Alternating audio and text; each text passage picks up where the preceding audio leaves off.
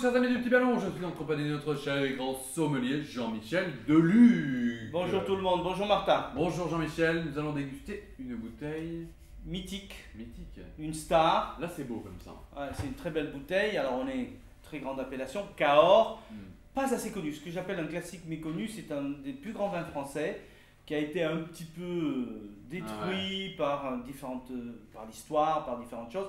Et là, dernièrement, il y a quelques propriétés qui nous ressortent des vins, mais alors absolument sublimes. Et Roc de Cana en est l'exemple même. On est sur une cuvée haut de gamme, premium, comme on dit aujourd'hui. Saint-Louis Christie, c'est l'équivalent d'un premier grand cru bordelais. Ouh là carrément, là. carrément. Alors goûtons-le. Voilà, nous sommes sur un cépage Malbec, grand cépage du sud-ouest, qui est né dans les Charentes. Du croisement de la Madeleine Noire et du Prunelard. Voilà. Je sors ma science de temps en temps. C'est un cépage, la Madeleine Noire. Oui, c'est un cépage charentais, qu'on retrouve dans les Charentes. Et le Prunelard, c'est un cépage du sud-ouest, c'est ce qu'on appelle un cotoïde.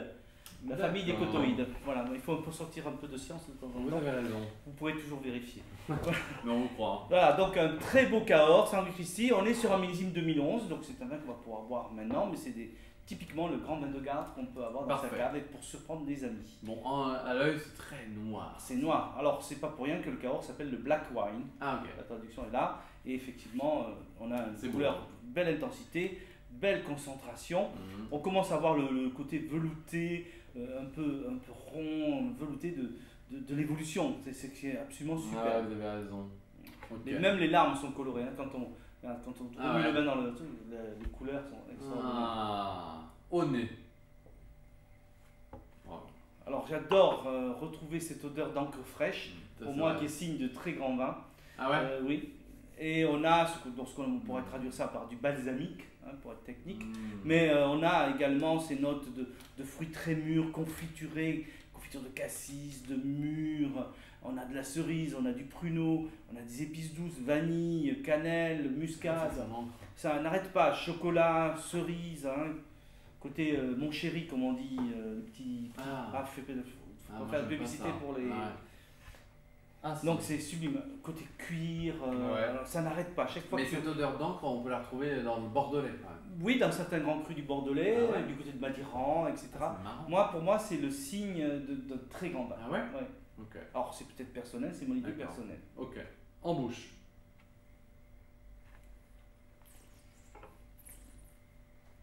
Ouais, trop bien. Voilà. C'est très velours. C'est religieux pratiquement, puisque voilà, porte le nom. On a soyeux, rond, ça remplit bien le palais, il n'y a aucune aspérité.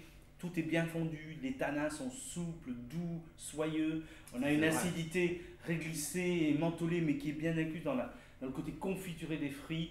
On a le côté cuir qui donne une certaine personnalité. Et il est, tu vois, j'en parle et je l'ai encore en bouche. Donc c'est un vin qui a une longueur incroyable, ce qui est le signe de très grand vin de garde. Trop bon.